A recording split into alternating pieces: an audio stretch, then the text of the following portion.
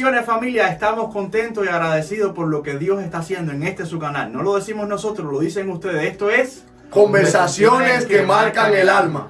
Y hoy tenemos el cuarto episodio y estamos bien contentos por cada comentario, cada testimonio que ha llegado a nuestras vidas. Sabemos que el Señor se ha manifestado a través de estos episodios y hoy queremos entrar con un tema bien importante que sé que bendecirá tu vida y la de tu familia. Hoy vamos a hablar acerca de la verdad del Evangelio frente a un Evangelio que ha estado diluido. ¿Cómo podemos comparar lo que dice la Biblia con lo que estamos viendo? Hay cosas que vemos, hay cosas que incluso nos parecen más familiares de lo que es normal que debería ser. Y vamos a hablar bíblicamente de algunos temas que aunque todos conocemos, quizás siempre tienen dudas y siempre tienen cosas que podemos aclarar con respecto a la Biblia.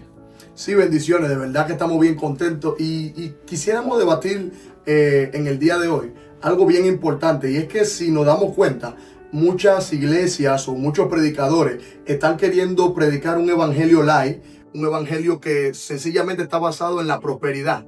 Y cuando yo pienso en esta cosa, yo digo que realmente aquellos que predican un evangelio de prosperidad lo están haciendo fuera de lo que es el contexto bíblico. Realmente la Biblia es la palabra de Dios y es un sustento firme que nos permite conocer qué es la verdad. Y cuando vamos a hablar acerca de esto de la prosperidad, nos damos cuenta que hay muchos que están utilizando esa palabra para decir de la ley de la siembra, de que tienes que sembrarle si tú das tantos miles, pacta con Dios con $1,000, con $2,000, y realmente estamos viendo que surge mucho y que realmente no es lo que la Biblia me enseña. Así que mirando todo esto, ¿qué ustedes creen que es el método correcto de implementar lo que es la bendición de, ya digamos, la finanza, la vía financiera? Amén, amén. Creo que es un tema que es bien edificante para nuestras vidas. Lo primero que pudiera traer a la mesa es que la prosperidad es bíblica. Amén. Ahora, tenemos que definir qué es la prosperidad bíblica. Mira, yo creo cuando el Señor le habló a Abraham y le dijo, te bendeciré y serás bendición. Hablando de que Dios le iba a dar tanto que no iba a poder guardar toda la cantidad que Dios le daría. Y eso es lo primero que quiero definir. Yo creo que ahorita lo enfocabas muy bien cuando hablabas de ven y pacta, o ven y los de a 1,000, los de a 500. Eso, de a 10,000. Eso se ve por ahí. Pero es algo que tenemos que entender. Número uno, la prosperidad viene de Dios. Amén. A veces Dios procesa nuestra vida de diferentes maneras y son etapas que el cristiano pasa, que a veces quizás otros puedan decir, bueno, pero es que estás haciendo las cosas mal o no, verdaderamente no estás cumpliendo con los mandamientos de Dios, pero hay procesos con la vida de Dios para cada quien. Pero hay un texto clave que dice la Biblia que como prospera tu alma, así serán prosperadas todas las cosas. Entonces, la prosperidad de Dios lo primero que afecta es nuestro espíritu. Nosotros tenemos que entender que cuando nos acercamos a Dios, Dios está interesado en prosperarnos, pero prosperarnos de adentro hacia afuera. Primeramente, Dios afecta todo lo que nosotros somos, pero cuando nosotros nos acercamos a Dios y comenzamos a vivir esa vida de intimidad, como conversábamos en podcast, hace 2 podcasts atrás, tenemos que entender que Dios empieza a derramar bendiciones sobre tu vida. Y quizás esas bendiciones no sean económicas, que tú puedas bendecir a otro, pero quizás sea una palabra que le puedas dar a otro. Quizás sea hey, estoy orando por ti, estoy pasando tiempo en la presencia de Dios. Y yo creo que de ahí empieza a prosperar nuestra alma. Pero yo creo que también Dios quiere prosperar tu economía y todo lo que la Biblia nos enseña. Sabemos que cuando honramos a Dios, por ende Dios va a bendecir nuestra vida. Y ahorita conversábamos, ¿no? Y sabemos que, como dice su palabra, de lo recibido de Dios, ya Dios nos bendijo, pero de eso le damos por gratitud, Amén, por lo que Dios ha hecho por cada uno de nosotros. Pero yo quiero dejar a Esteban. ¿Qué piensa él? Porque somos 3 caballeros y somos diferentes. Entonces, Esteban, te paso la bola. Sí, como decías, Ney, la prosperidad viene de Dios. Y yo pienso que hay 2 extremos que han hecho mucho daño. Sobre todo, quien conozca lo que es un contexto católico sabe que en el contexto católico está muy arraigada la prosperidad con la obligación al dar. Está arraigada algunas bendiciones con la obligación de hacer ciertas cosas, ya que el contexto católico promueve el hecho de que las obras son parte de la prosperidad. cuando vemos que la palabra de Dios no habla de que nuestras obras definen cómo Dios nos prospera o no. Otra cosa que hablaba Snake, y yo creo que es importante reconocer, y es que si una persona cristiana que le sirve a Dios no está en su mejor momento económico, o quizás no tiene una vida económica que le permita darse ciertos lujos o cierta manera de vivir, no significa que esa persona no haya sido prosperada. Porque eso es parte del otro extremo que hoy en día se ve mucho, y en los círculos evangélicos, sobre todo latinos nuestros, también se ve bastante. Se juzga mucho a las personas en ese tipo de enseñanzas por lo que tengan o no. Y también se cae en un punto que para mí es cuestión de la ley, que es que hablan de que si una persona, como está ligada a la prosperidad con lo que hace o deja de hacer, si una persona está enferma es porque está en pecado. Si una persona está enferma es porque o está endemoniada. Y entonces empiezan a medir la prosperidad, empiezan a medir la vida espiritual o vida física de una persona por parámetros que no son bíblicos, o que son bíblicos pero no son una realidad para nosotros en este tiempo. La prosperidad, como decía Ney, proviene de Dios. Dios es quien prospera, Dios es el que da. Nosotros debemos ser buenos administradores de lo que Dios nos da. Amén. Y debemos también dar de gracia a lo que hemos recibido. Amén. No como imposición, sino como gratitud. No, yo creo que sí, Dios nos bendice. Más bien, yo creo que está en el enfoque que lo hace. Yo creo que cuando yo voy a invitar a una persona a venir a los pies de Cristo, el principal objetivo es la salvación de su alma. Yo no puedo hacerle una invitación a alguien prometiéndole de que si viene a Cristo, el Señor lo va a prosperar de manera material, porque las promesas de Dios son promesas que están basadas en lo eterno. Y lo que estemos atravesando aquí, circunstancias materiales, económicas que estemos atravesando aquí, son secundarias. La Biblia dice, buscad primeramente el reino de Dios y su justicia, y todas estas cosas os serán añadidas. Y de hecho, cuando a veces hablan y lo utilizan, porque sé que muchos predicadores utilizan este versículo cuando quieren decir, oye, busca de Dios y tú vas a ver que te van a dar un carro, te van a dar una casa. Pero si te fijan en el versículo, cuando habla, dice, busca primeramente el reino de Dios y su justicia, y dice, y todas estas cosas, haciendo alusión a lo antes mencionado, comida, bebida y el vestir. Entonces, nosotros muchas veces nos enfocamos en eso y si tú quieres ser bendecido, tú tienes que venir a Cristo y Cristo va a coger y tú vas a ver que te va a hacer millonario. Yo creo que tener dinero es bueno. Amén. No. Yo creo que el hecho de que tú tengas una condición económica que te permita satisfacer todas tus necesidades y anhelos es bueno, pero mucho mejor es la bendición del cielo. Por eso es que esa bendición es la que enriquece y no añade tristeza. Porque muchas veces cuando tú estás persiguiendo esa prosperidad, tú te acabas olvidando de Dios. Y esa prosperidad que tú estás alcanzando, tú estás acreditándole el mérito a Dios, pero no es de Dios. Es que tú, por tus esfuerzos, has querido alcanzarlo y ese dinero se desvanece. Sin embargo, cuando uno se pone en la mano de Dios y es Dios que te prospera, el Señor se encarga de que esa bendición sea de mucha bendición a tu vida y en la vida de otro. De hecho, si lo quiero mirar por otro plano, yo puedo decir, por ejemplo, la Biblia dice, el que da al pobre, a Jehová presta. Yo creo que hay una bendición y una promesa grande detrás de ese versículo. Yo creo que los recursos que Dios pone en mi mano, el Señor lo pone y quiere que yo sea buen administrador de lo que Él me está dando. Y una manera efectiva que yo tengo de administrar esos recursos es cuando yo puedo pensar en el necesitado. Entonces, si yo quiero un principio de prosperidad, no es ir y darle a un apóstol o a un patriarca, darle $1,000 y que Dios me va a bendecir por eso. Yo quiero ser bendecido. Bueno, mejor le doy al pobre, mejor invierto en misiones, mejor le doy al necesitado y creo que Dios va a prosperar mi vida. Amén. Yo estoy totalmente de acuerdo con lo que ustedes han expuesto y creo que es clave esto de entender sobre todo qué es la prosperidad bíblica. Poner estos puntos en la mesa son de bendición porque a veces yo creo que las personas que practican lo opuesto a lo que nosotros hemos compartido, no creo que lo hagan con una mala intención.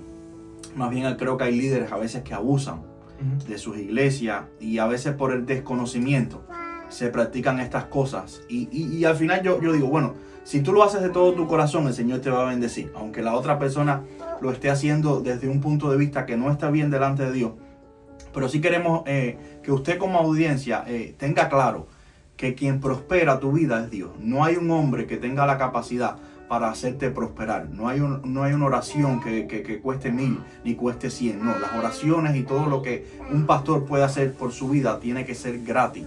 Porque el único que prospera es el Dios del cielo. Hace algún tiempo escuché una frase que me marcó mi vida.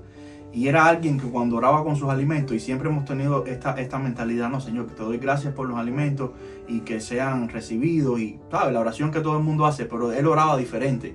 Y me acuerdo de esto porque él decía, Señor, permíteme que yo no solo pueda tener un plato de comida para poner a mi mesa, sino que yo pueda compartir con otros.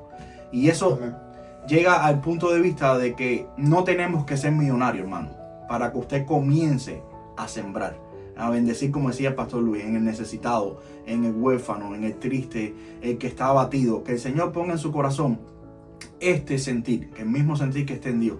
Que podamos entender que no solamente el Señor te va a prosperar, sí, el Señor quiere prosperarte, pero según como esté tu corazón. Porque si al final el Señor te confía 10 millones y te vas a perder, ¿para qué? Exacto. Entonces el objetivo de esto es que no solamente puedas vivir bien, sí, está bien, pero que puedas compartir con otro, que puedas ser la respuesta de Dios y que puedas ser las manos de Dios. Y esto es lo clave a la hora de ser próspero. Así que yo creo que enfocando esto al tema de prosperidad, al tema que se practica dentro de iglesias que no están alineados con este tema, yo creo que hay un balance en esto, ¿verdad? Sí. Y algo bíblico, un toque bíblico agregar a lo que dijo Ney, que está muy basado, es ver la vida de hombres y mujeres de Dios que caminaron en fe y le sirvieron a Dios. Cuando vemos la vida de Pablo o de la mayoría de los apóstoles, gente que realmente caminó con Jesús, quizás no podemos decir que son un modelo de prosperidad sus vidas. Muchos terminaron martirizados, otros terminaron aislados como Juan. Y entonces, si medimos su éxito por la prosperidad material que pudieron acumular, entonces estuviéramos diciendo de que Pablo no fue un hombre exitoso o no fue un hombre próspero, que ninguno de los apóstoles fue próspero. Entonces, como decías, no podemos dejarnos manipular, tenemos que ir a la palabra. Jesús, que era el Hijo de Dios, dice que él mismo decía que no tenía dónde recostar su cabeza. Y era una decisión difícil seguirle porque tenías que dejarlo todo. La prosperidad proviene de Dios y no está mal que Dios nos prospere. Ahora, tenemos que tener en cuenta lo que decía Jesús. No podemos servir a dos señores. Nuestro corazón no puede estar con Dios y con el dinero. No podemos. Simplemente porque vamos a amar más a uno y vamos a repudiar al otro. Hay principios bíblicos de bendición y de prosperidad, por supuesto. Pero debemos mantener nuestros ojos puestos en Jesús siempre. Amén. Y mira, ya cerrando ya este punto, y lo buscaba en la Biblia porque es un versículo que me impacta. Y es que en Filipenses capítulo 4, en el verso 17, dice, Pablo, estando pasando por prisiones y necesidad, dice que los de Filipo le estaban ayudando. Y el versículo 17 dice, no es que busque dádiva, sino que busco fruto que abunden en vuestra cuenta. Y cuando yo buscaba este versículo en otra versión, lo que Pablo está diciendo es, las bendiciones que ustedes me están dando a mí en medio de mi necesidad es un crédito que ustedes están haciendo en el cielo.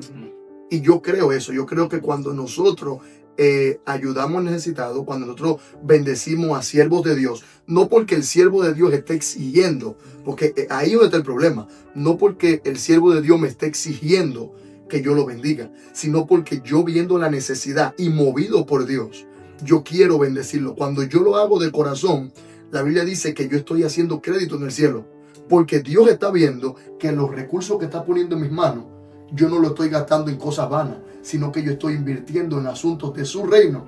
Y yo siempre digo, cuando tú inviertes en Dios, Dios invierte en ti. Amén. Quiero poner el punto final, porque me vino hasta la mente y no lo quiero dejar abierto. ¿Sabes por qué? Porque quizás el pastor que me está escuchando dice, sí, bueno, están animando a las personas a una prosperidad correcta, pero también quiero dejar bien claro, el diezmo es de la iglesia. Amén.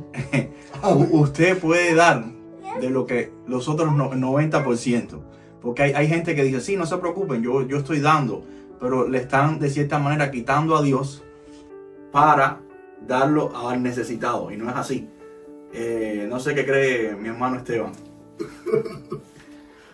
Yo realmente, y sabía que íbamos a caer en este punto, yo creo que el diezmo es una medida de generosidad no impuesta. Cuando el diezmo se hace obligatorio en cualquiera de los sentidos, está mal bíblicamente. Cuando el diezmo se hace obligatorio, cuando el diezmo lo exigen, un pastor, un líder, cuando exige el diezmo a la iglesia, en mi opinión y en lo que veo en la Biblia en el Nuevo Testamento, se está obligando directa o indirectamente a las personas a cumplir una responsabilidad que en el Nuevo Testamento, cuando lo analizamos, no funciona igual que en el Antiguo Testamento. Muchas veces hoy en día se usa el texto de Malaquías para hablar del diezmo cuando es un texto que no aplica en nuestro contexto ya. Malaquías estaba escribiendo al pueblo de Israel. Hay cosas que sí podemos contextualizar, pero cuando vamos a la raíz del texto es Dios hablando con un pueblo que había sido rebelde y que ellos vivían en una teocracia. Al vivir en una teocracia había obligaciones que tenían que cumplir porque Dios no solamente era su Dios, sino también era su rey físico, que se comunicaba y estaba en contacto a través de su pueblo, a través del sacerdocio. El diezmo no solo era una medida en la que ellos podían adorar a Dios, era un impuesto. Y como impuesto tenía que pagarse porque había obligaciones que había que cumplir, había salarios que había que pagar y había un estado que mantener. Por eso Dios les llama ladrones. Pero en el Nuevo Testamento, la bendición no depende de lo que demos o no. Ahora, dar el diezmo es de bendición, por supuesto. Cuando uno da para Dios, no para ningún ser humano, ninguna institución, uno está haciendo de bendición a lo que Dios está haciendo. Ahora, cuando vamos a la Biblia, en el Nuevo Testamento, si uno va a 1 Corintios 16:2, si mal no recuerdo, Pablo habla a los hermanos en Corintios que él va a ir en camino a verlos, que recojan los diezmos y las ofrendas para los necesitados, ya que él cuando llegara no le gustaba pedir finanzas en la iglesia. Pablo no practicaba pedir finanzas en la iglesia. Cuando hablamos de finanzas en la iglesia, tenemos que entender que como hemos hablado, el que prospera es Dios. Y si nuestros proyectos son de Dios, Dios es el que los va a hacer prosperar. ¿Por qué mucha gente cae en el extremo de la prosperidad? Porque se van deslizando poco a poco. No todo el mundo, no todos los árboles nacen torcidos. Hay árboles que se van torciendo por el camino. Y cuando empezamos a poner proyectos por encima de las cosas que son importantes en la iglesia es cuando hace falta más dinero y más dinero. Y entonces ya el dinero no es para cubrir las necesidades de los hermanos que están en la iglesia, como lo que es bíblico, que el diezmo y las ofrendas se usaban para cubrir las necesidades de las viudas y los necesitados, sino que se empieza a tomar el dinero para usarlo para un protemplo, para ministerios que no son en función de la misión. ¿Qué es en función de la misión? Predicar el evangelio, alcanzar a aquellos que no han sido alcanzados, ayudar a los hermanos y los necesitados en medio de la congregación. Todo lo que funcione con respecto a eso proviene de Dios y en eso es necesario invertir. Pero cuando nuestros ojos se salen de ahí, no estamos cumpliendo con nuestra responsabilidad bíblica y puede haber problemas con eso. Ahora, Esteban, fíjate, ahí nos va a tocar como que discrepar un poco. Claro. Yo creo que cuando uno va a Malaquías, a pesar de que, como tú decías, el contexto en el que está hablando, le está hablando a otra nación. De hecho, otra nación que para ese entonces ya el gobierno no había una teocracia como en el principio antes de ellos no haber tenido rey. Sin embargo, hay un versículo y una palabra que es la que me reta a mí en Malaquías. Y es cuando el Señor dice, probadme ahora en esto. Cuando dice probadme ahora en esto, yo lo aplico a mi vida. Y lo aplico porque, fíjese, y usted que está escuchando, yo sé que también tiene testimonio que pudiera contar fruto del diezmo. Para mí el diezmar ha sido una bendición. Yo recuerdo comenzando en la iglesia, recuerdo cuando me iba a bautizar el pastor reverendo José Martínez, recuerdo que me dijo, hijo, tú estás diezmando. Yo le dije, pastor, yo comencé hace poco. Y él me dijo, tú sabes que tú debes de diezmar.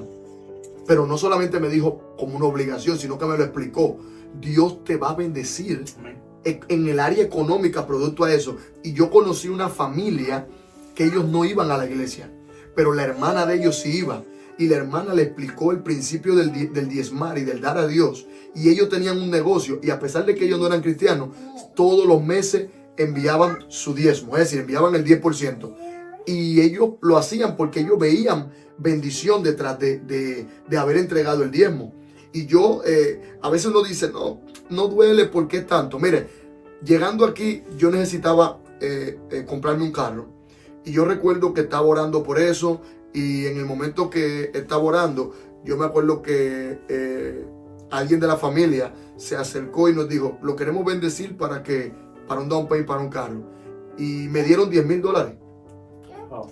$10,000 para un down payment de un carro. Y cuando yo tomé los $10,000, yo le dije a mi esposa, bueno, esto va a ser un buen down.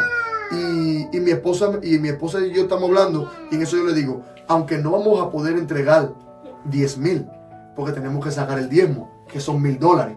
Para mí eso es una prueba de fe, y yo sé que Dios me bendice a través de eso. Así que yo automáticamente saqué los $1,000 y saqué 1,000 más porque tenía que pagar el seguro y esas cosas. Y le dije, mira, vamos a dar $8,000. Y le dije, aunque hubiera sido bien bueno haber dado 10,000. Claro. Hermano, no pasaron ni 2 días. Alguien tocó mi puerta, llegó con un sobre y dijo, mira, el Señor me guió y tu necesidad de un carro. Y le dije, mira, ya me dieron un dinero y voy a sacar el carro pasado mañana. Y me dijo, mira, si hubiera sido esto algo que hubiera surgido de mí, me voy con mi dinero para atrás. Pero como vino de Dios, yo te lo que tengo que entregar. $2,000 en el sobre. ¿Qué te digo con esto? Dios recompensa. Y yo sé que Dios recompensa. Y a pesar de que me puede decir es aplicable o no es aplicable, yo siempre le digo a los miembros, ningún pastor te va a obligar a diezmar. Ningún pastor te va a poner una soga en el cuello y te va a decir, ¿dónde están tus diezmos? Pero como líder de la iglesia, y el pastor Eddie siempre se enfoca en los líderes, como líderes de la iglesia, yo sé que la iglesia tiene gastos. Corriente, en el confort para que los hermanos se sientan bien, tiene gastos, y esos gastos solamente se pueden sufragar cuando la iglesia está colaborando. Así que yo no veo el diezmo como una exigencia, yo veo el diezmo como una contribución que está haciendo cada quien guiado por Dios y a la misma vez bajo el sentir de que han visto la bendición de Dios en su vida a través de eso. No, yo creo que cada quien tiene su postura, ¿no? Claro. Pero practicarlo es una bendición. Amén. Practicarlo como estilo de vida y no solamente creo en practicar el diezmo, sino creo en practicar también la ofrenda al necesitado. Cuando de tu economía tú haces un balance, no solamente para diezmar, sino que sacas algo para el que esté en necesidad. El Señor te bendice. Pero algo que decías es algo bien, y yo lo creo así.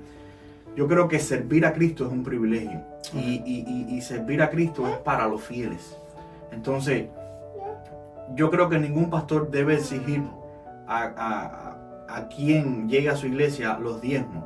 Pero yo creo que quienes son líderes de la iglesia sí tienen el compromiso. Mira, cuando tú quieres hacerte miembro de un gimnasio, tienes que pagar una membresía. Cuando tú, diferentes ejemplos pudiera darte. Y entonces, como responsabilidad, es parte de mi ministerio, ¿sabes? Como mismo existe los deberes y los derechos del miembro. Y uno de los deberes es sostener la obra de Cristo. Entonces, ¿cómo se sostiene? No solamente con la ofrenda, sino con el diezmo que el Señor te ha prosperado. Y también yo veo que es algo vital cuando damos. Es clave. Y yo creo que el Señor se agrada de cuando uno le da, como decía Esteban, no a una institución, no a un hombre, sabiendo y depositando que lo que estás invirtiendo, lo estás invirtiendo en el reino de los cielos. Señor, te estoy dando a ti.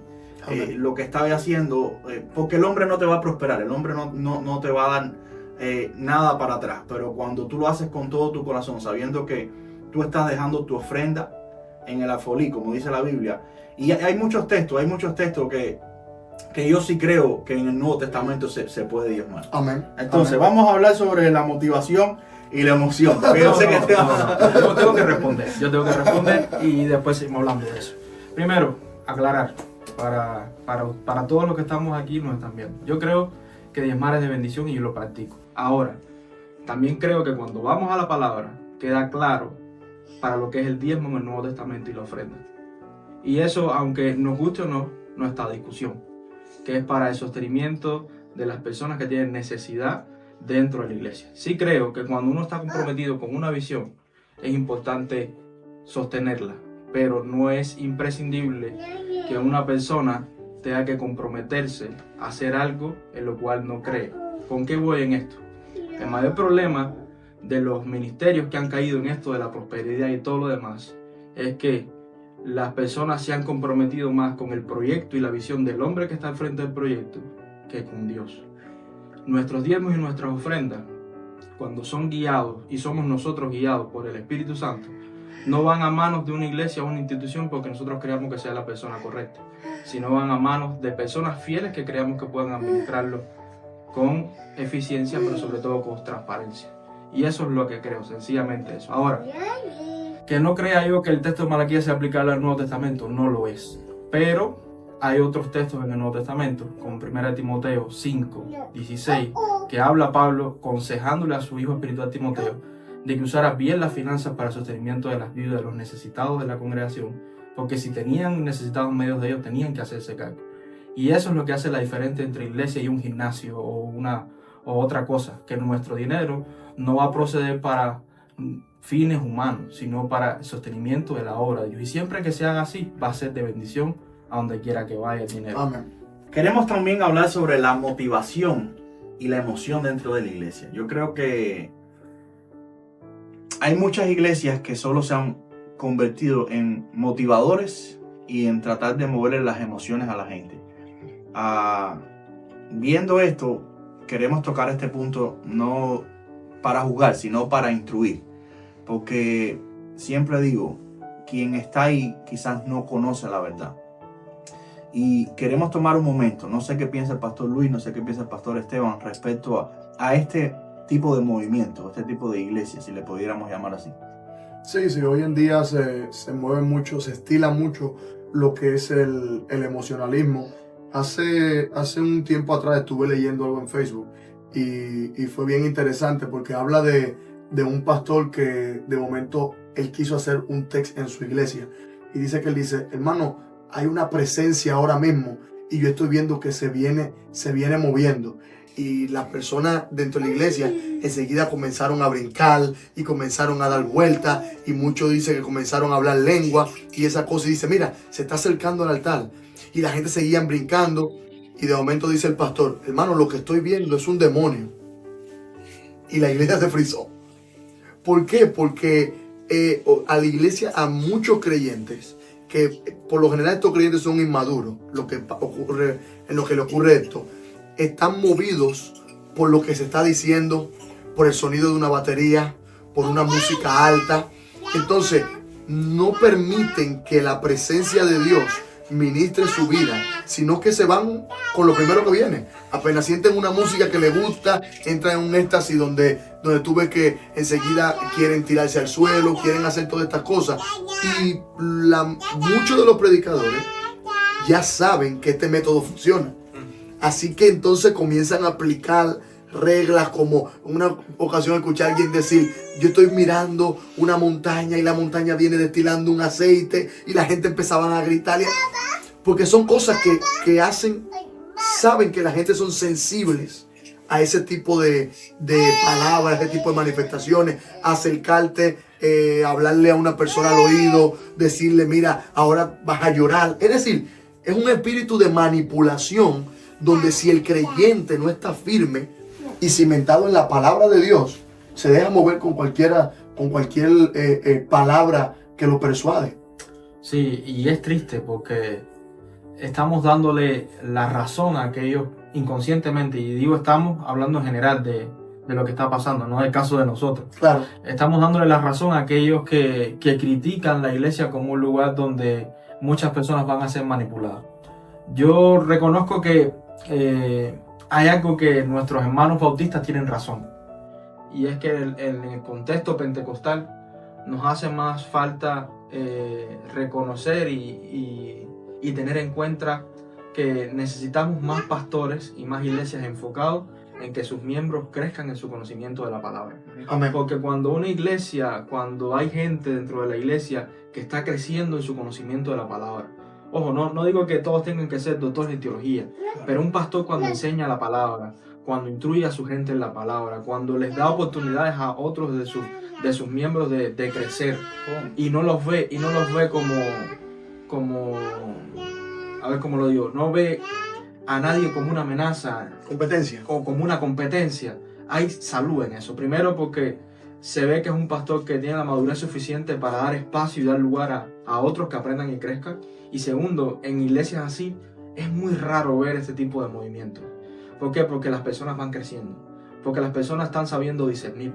Porque como dice la palabra, están escudriñándolo todo y reteniendo lo bueno. Entonces, ¿qué pasa? Que como decía el pastor Luis, hay pastores, hay líderes, hay evangelistas, hay profetas, hay gente, hay personas que como saben que el desconocimiento es la mejor manera de tener controlado y manipulado a un pueblo que lo escucha, no hace del conocimiento de la palabra algo importante en la iglesia. Y entonces se van a experiencias, que no digo que todas sean malas, pero entonces las personas se empiezan a motivar y se empiezan a nutrir de las experiencias de la persona que tienen como líder o pastor. Entonces ya no estamos enseñando Biblia, estamos enseñando experiencias.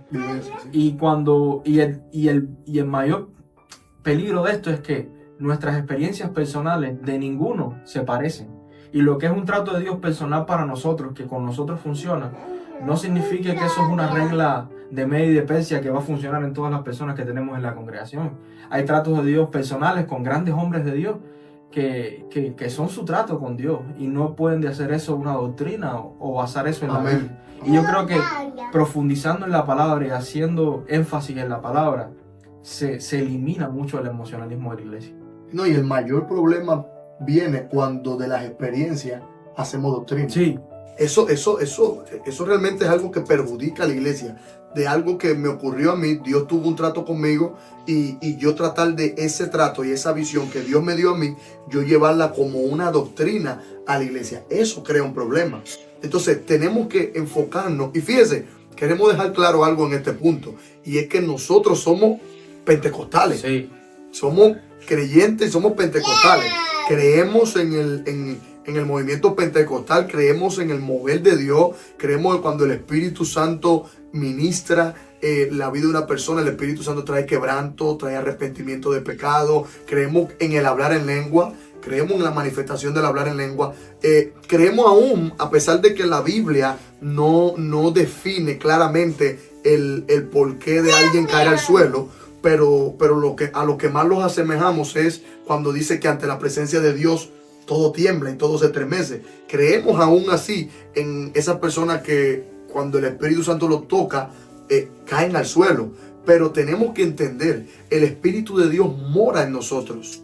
Y tenemos que filtrar cualquier palabra, tenemos que filtrar cualquier ministración, porque tú decides qué tú vas a recibir. Yo soy un recipiente que yo decido de qué yo quiero ser lleno. Y si yo comienzo a llenar mi vida de palabras vacías, de promesas de prosperidad, de promesas de abundancia y de todas estas cosas, entonces voy a quitarle espacio a las bendiciones que de verdad importan, que son las que tiene la palabra de Dios. O sea, lo que me evita a mí ser un cristiano emocional es lo contrario, es ser un cristiano espiritual. Si yo soy un cristiano espiritual, a mí cualquier palabrita no me va a mover. Yo he visto personas que han venido y han querido dar palabras como que vienen de parte de Dios. Sin embargo, quien le está recibiendo es un cristiano maduro y ese cristiano no se inmuta con nada de eso. Se queda quieto. Sin embargo, hay otros que en cuanto vienen y le hacen promesas, como se está estilando hoy en día. Carro y casa. Hoy en día es carro, casa y desde el púlpito la sierva. Para los solteros.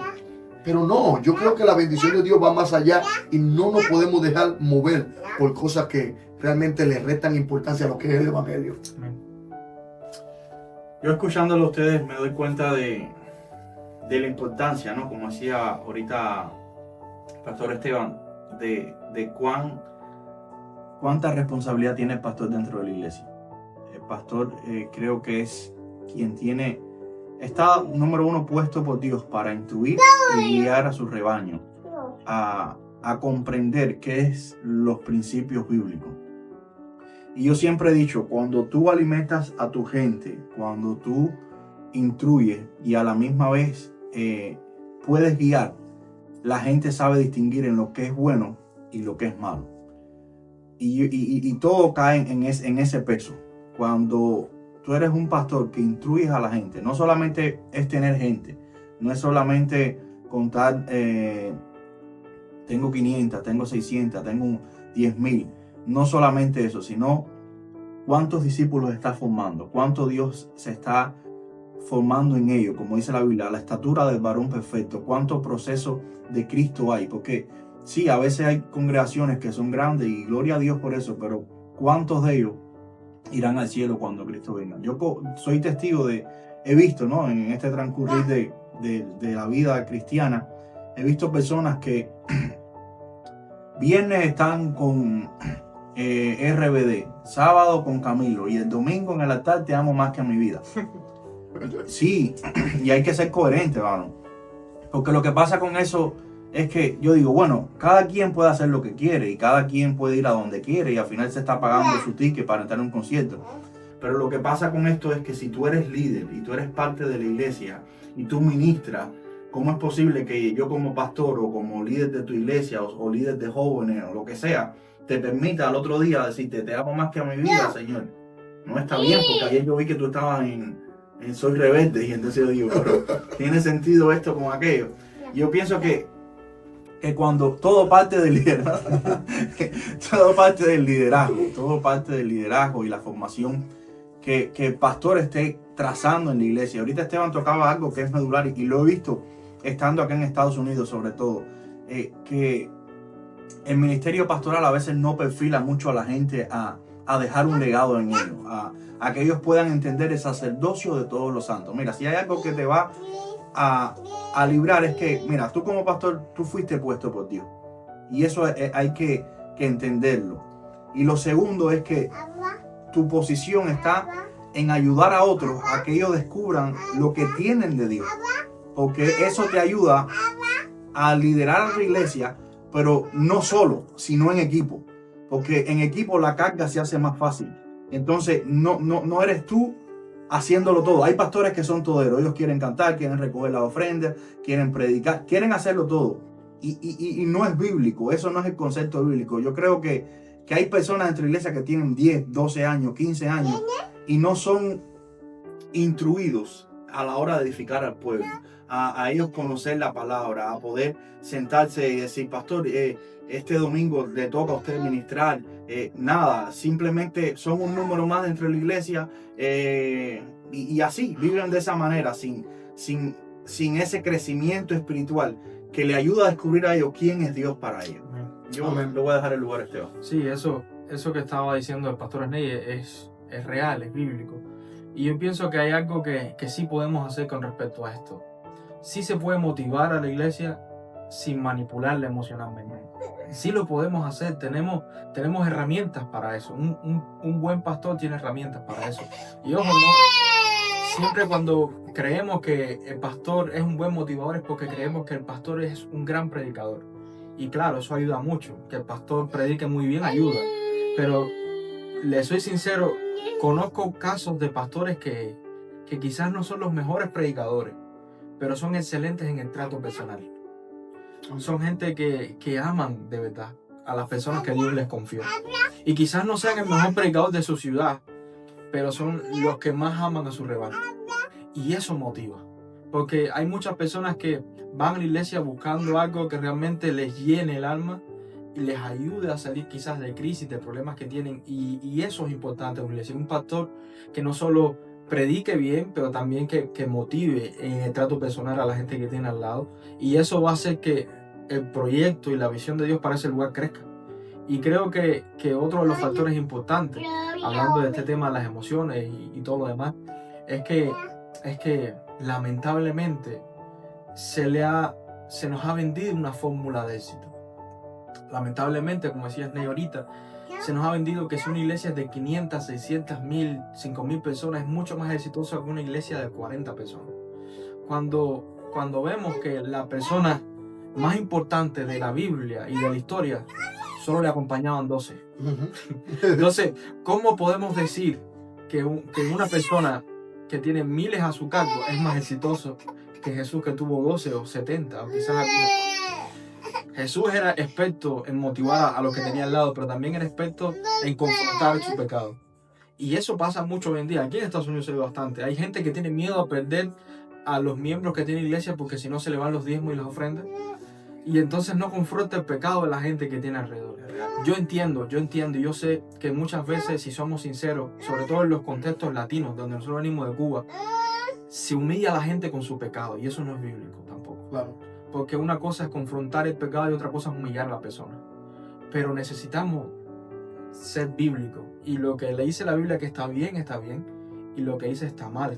Entonces, hay muchas iglesias que lamentablemente, por tal de los pastores no buscarse problemas, o no tener que confrontar a las personas que tienen al lado, lo único que le queda es tener que motivarlos y emocionarlos, porque no les quieres enseñar Biblia, no quieres confrontar su pecado. Entonces lo único que te queda es liderar a tu grupo de apoyo emocional, porque eso es lo que tienes, no una iglesia, a seguir creyendo en sus sueños y en sus metas y en sus objetivos. Cuando vamos a la Biblia y nos damos cuenta que Jesús nos enseñó a morir a nuestros objetivos, Jesús nos enseñó a morir a nuestros sueños para soñar de la manera que Dios quiere para nosotros. Amén. Y cuando nosotros aprendemos a renunciar a nuestros sueños y nuestras motivaciones, nuestras emociones, descubrimos que los planes de Dios para nosotros son mejores. Entonces, siempre Dios va a tener planes mejores para nosotros. Y yo creo que eso es algo con lo que sí se puede motivar a la gente. Amén. Y si de lo que está hablando el pastor Esteban, si yo lo llevo a este plano, yo pudiera decir, yo no quiero ser un cristiano acomodado, yo quiero ser un cristiano apasionado. Y hay una diferencia entre cuando yo soy acomodado y apasionado. Porque cuando yo soy un cristiano acomodado, yo estoy esperando que el que me hable me diga las cosas que yo quiero escuchar, las cosas que me van a motivar. Muchas personas te escuchan, dame palabra positiva, pero no vimos ese positivismo, por así decir. No, tenemos que llevar una vida que esté alineada a Dios. Y para que mi vida esté alineada a Dios, yo tengo que ser un cristiano apasionado. Y apasionarme es saber reconocer lo que Dios quiere y amar su voluntad.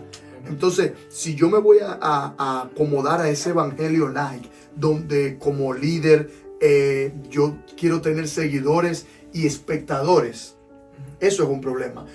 Leí hace poco en un libro y el pastor que lo escribía decía algo bien interesante. Decía, nosotros tenemos que volvernos líderes que traten de motivar al resto a que den lo mejor de sí mismo y no exponernos nosotros y que la gente vea que somos la gran cosa.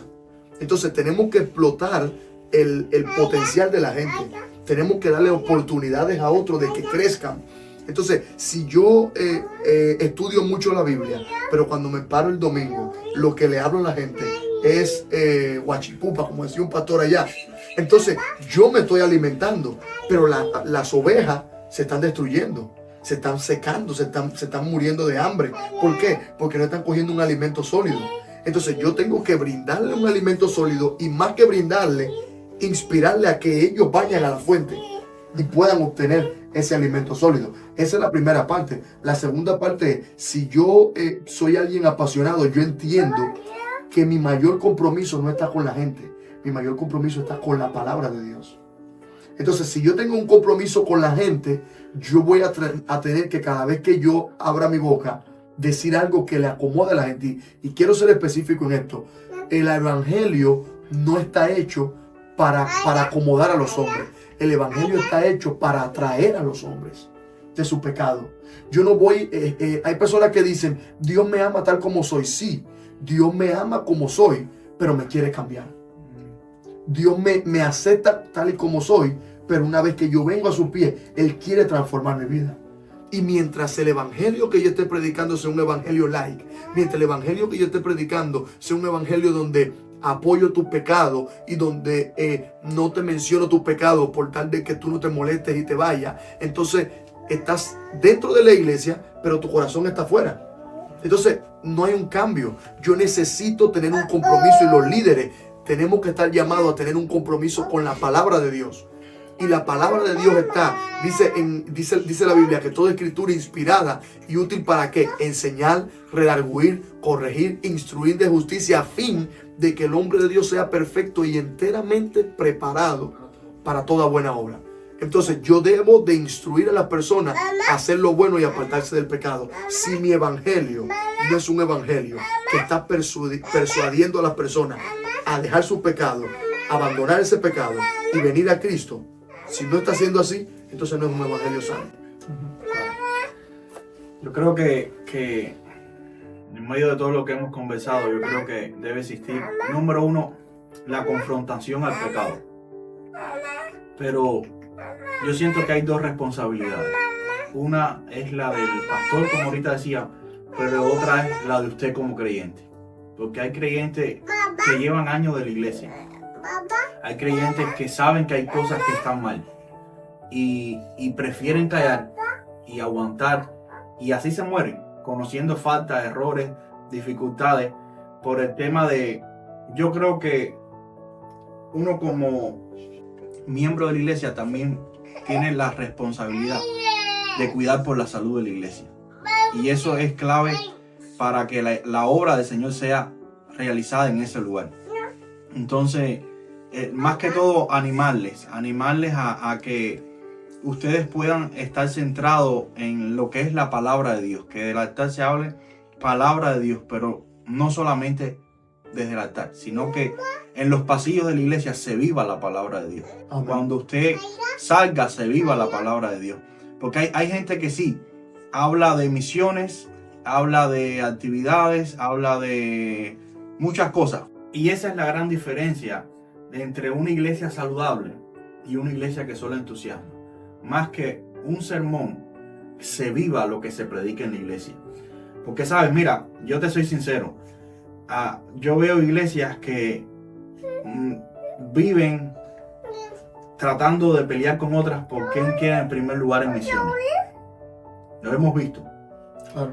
Pero no solamente es dar a misiones, sino es que la iglesia viva misiones. Porque misiones no solamente se hacen con las manos que dan, pero también se hace con las rodillas, pero también se hace con los que van. Entonces, para que la iglesia sea una iglesia misionera, no solamente da, sino que practica misiones la propia iglesia. La iglesia es la iglesia que sale a las calles. La iglesia es la iglesia que ora por el enfermo. Y es bueno que podamos entender esa diferencia. Sí, hay algo que le soy sincero y me reta cada vez que leo los evangelios. Jesús no toleraba el pecado de nadie, pero tenía la capacidad de amar a las personas y enseñarles a pesar de su pecado. Vemos a Jesús haciendo cosas que hoy en día no hacemos y creemos que estamos bien. Creemos que está bien decir que amamos y queremos que todos sean salvos, no importa lo que sean. Pero cuando llega una persona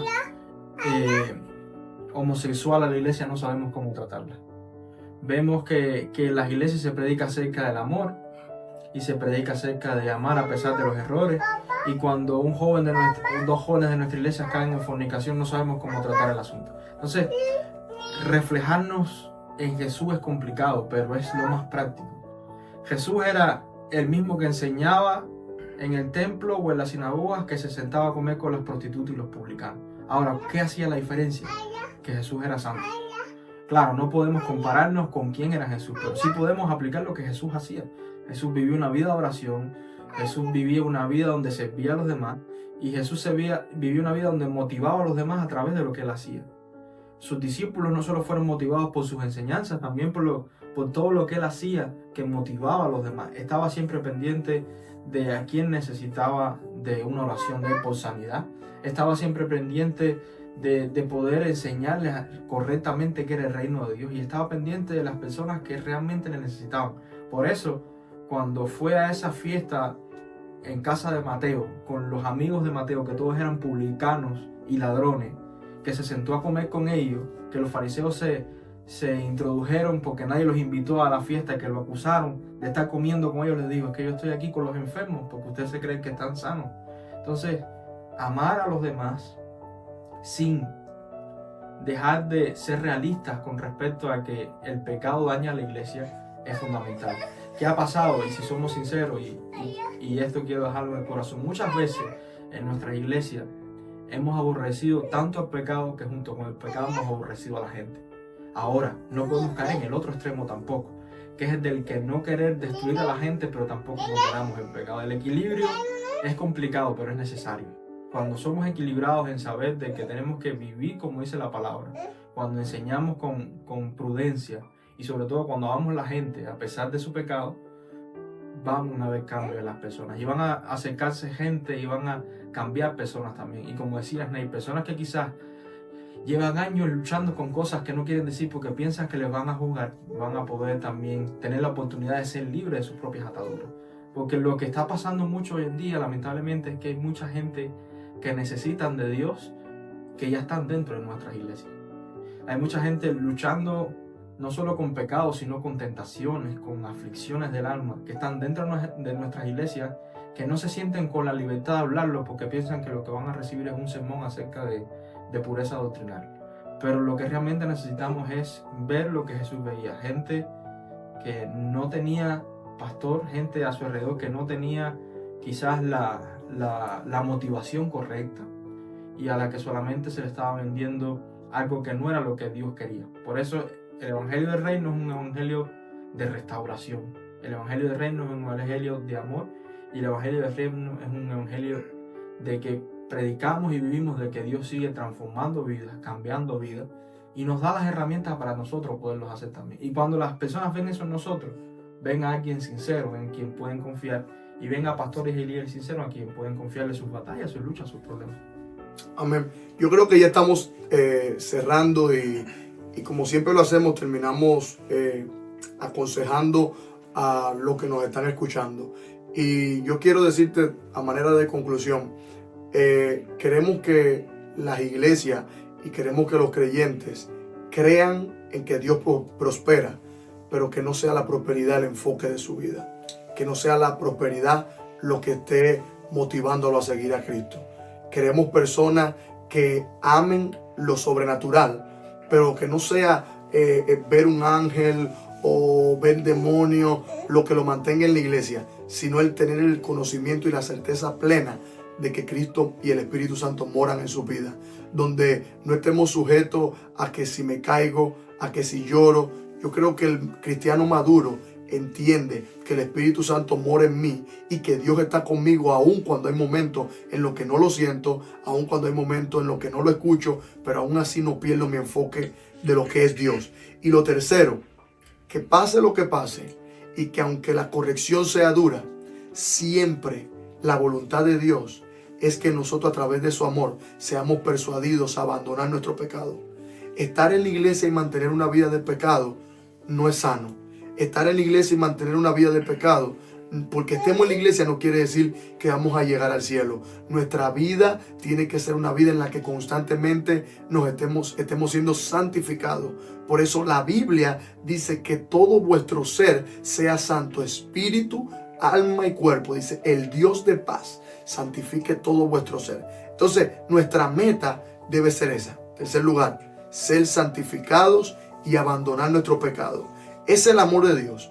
Dios nos ama, sabemos todo lo que Dios ha hecho por nosotros. Y ese amor, yo siempre digo, no es el amor de un tirano. Ese amor es un amor que es persuasivo. Te persuade a hacer las cosas correctas. Te persuade a amarlo más. Te persuade a llevar una vida alineada a su voluntad.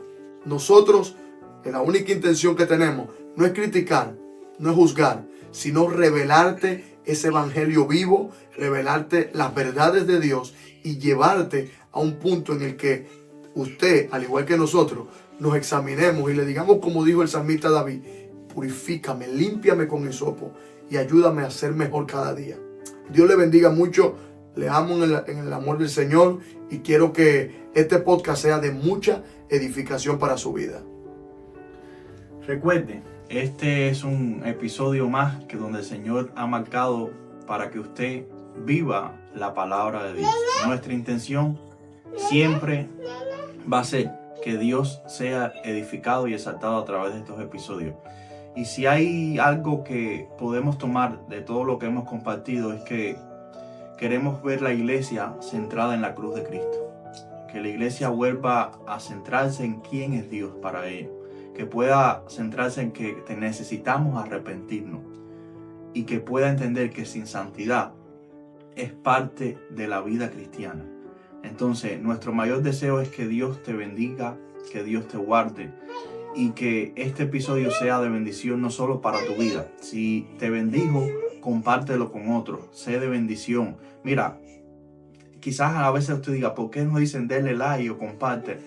Porque queremos que eso que usted fue alimentado, que usted recibió, pueda llegar a la vida de otro. No estamos en la intención de hacernos famosos. Queremos que Cristo sea el famoso. Y queremos que este episodio, como te bendijo a ti, pueda bendecir a toda tu familia. Así que compártelo en el grupo familiar de tu casa, el grupo familiar de tu familia a nivel de países. Llega este episodio a donde quiera que Dios lo ponga en tu corazón. Favor y gracia de Dios. Que Dios les bendiga siempre y tengan en cuenta que seguimos buscando la manera de traer temas en que podamos compartir de lo que hay en nuestro corazón. Queremos ser sinceros con ustedes y también ser de bendición a ustedes. Así que Dios les bendiga. Este capítulo está íntegro en YouTube. También hay algunos cortes en Facebook. También está nuestra página de Instagram y también en TikTok. Dios les bendiga mucho y esperamos que sea una bendecida semana para ustedes también. Recuerde, el nombre de esto no lo decimos nosotros, lo dicen ustedes. Esto es Conversaciones que marcan el alma.